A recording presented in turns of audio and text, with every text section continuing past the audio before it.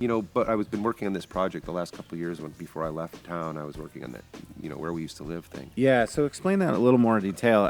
They're all nocturnal images of homes. Right. And some of them are occupied, right? Some are occupied. And some are unoccupied, but the point is explain the title, because it really says what the whole work is used. It started to just be called Detroit, Where We Used to Live, is what I called it. Because what happened was I started to do this project, and I was posting these on Facebook every night. I'd come home, I'd pick out a couple good ones, I'd put them on Facebook. And it started to spread like wildfire, and people were always writing me saying, oh, we used to live over on the west side, or my family lived here or there. And it was nobody writing to me saying, hey, I live in Detroit. That's really whatever. It was always people that were gone, so... That's how it got that title. But it grew out of, Brian, I didn't really get to it with my earlier work around Detroit, but it was happening right around the time when Detroit was seriously dying. Yeah. I mean, it was really going, and there was a lot of ruin, and a lot of people were starting to focus on that ruin. Those French guys, I can't remember their names, excuse me, but... Yeah, they did the big Time magazine. They did the big, and they focused on that, and it really... I knew so much of Detroit was really beautiful, and that's what I was focusing on in my night work. I was putting blinders on. I wasn't noticing everything that was falling apart around me. And what it did is it really, I took it kind of personally, and I think a lot of people did. That's how Detroit was being represented. And and I started a project too. There, I was just shooting people in exactly Detroit because you were one of the ones. Yeah. Well, it was the anti-ruin porn narrative. I was like, that was mine.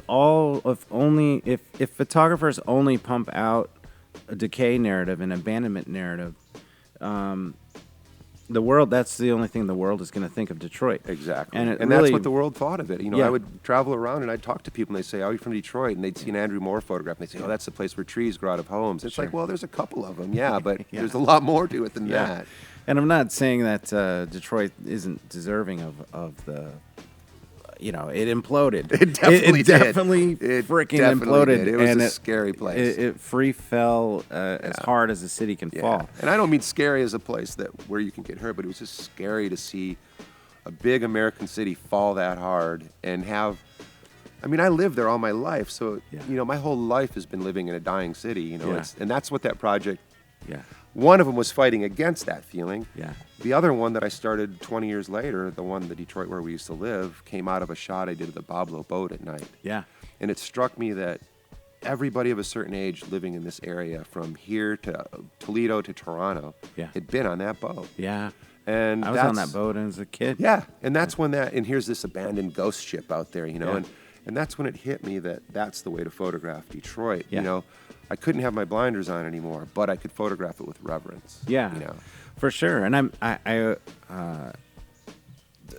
I think what you're doing is there's a huge difference between a concerned, calculated project like you're doing with a narrative and just the drive-by shootings of people roll it down and they see an imploded house that had burned, and then they just put it up on Instagram. They just roll down the windows. And I'd see people in Detroit all the time. That's all they do. They wouldn't even get out of the car to take a photograph. They snap and shots. They snap and go and post it. And, Road safari shooting. Yeah, it's like gawking at an accident. It was. And it was a lot of rubbernecking. To me, it was disrespectful. I mean, I love the work those people did, and it did serve a purpose. In retrospect, I look back and it served a good purpose. But at the time, it just didn't seem right.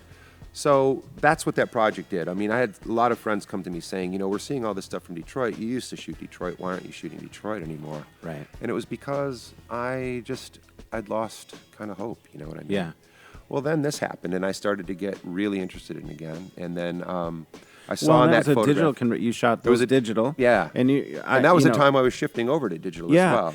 And that was a big shift and color because no one ever thought you would do color work necessarily, and they're amazing. They're beautiful. Huge. And I've been having fun with that stuff. It's still having a hard time getting, the people that have always followed me to collect it. To look at it more. But that project, the thing about it was I just couldn't ignore it anymore. So I had to go out there and photograph it, but I wanted to photograph it with reverence. And then I spent a lot of time driving around at night. The reason I wanted to do it at night is I want it to be ghosts that I was photographing. I didn't want it the current residents to be. And there's so much in Detroit that's come down on socioeconomic battles and racial battles and all kinds of things. And I didn't want to imply that this was because of any one race of people, because everybody had lived there at one time, or any one group of people. You know, I mean, there had been Jewish people in this neighborhood. There had been, you know, Mexican people in this. There had been all kinds of people. So I didn't want to. What I wanted was the ghosts of the past in those images. And then what I would do is, you know, if you know Detroit and you're driving around in these abandoned neighborhoods, you'll find that there's one person that has left. They've stayed, you know, and there's a light on in the house, or they're keeping an impeccable lawn when everything around them has just died. It's amazing, you know, and that's what I started to see. I started to see hope in that, and I started to see a reverence in that, and so I started to photograph them that way. And I started to photograph these buildings as people, as if they were portraits of them, as if they had a life. And well, they have at the end of their souls. life, they had a soul. I truly believe that they do have this. They have this patina of time and the people who occupied those buildings. So that residue is there. For well, and I just everybody. think of all the things that went on in the houses there. You know, the people that were born, the people that died. You know, the glorious family, you know, triumphs, and then the tragedies, and all the things that had happened in there, and that became the story. You know, and so what I was trying to portray at the same time as like giving it hope is what it was like to actually live your whole life in a city that was not getting better. You know? Right.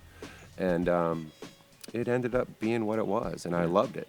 And it showed it. Good. I had a big show of it in Toronto, which people came out of. It was great. It was the best show I ever had. You know? I was at a restaurant across the street. Nobody was in the gallery, and we thought, oh, this is terrible. You know, and I sat there with a friend of mine, Dinesh, in the restaurant having a few beers, and we come out to go over to across the street, and the people are lined out onto the street. And it was just, it blew me away. That's amazing. But people treated it like a museum show. You know, it wasn't a kind of a thing where now people go to a gallery and they buy work. Sure. They saw this, and all of them had experience with Detroit, and all of them had been on the Bob Lowe boat. So it was the first project I'd ever done that really seemed to hit people at a gut level, you know.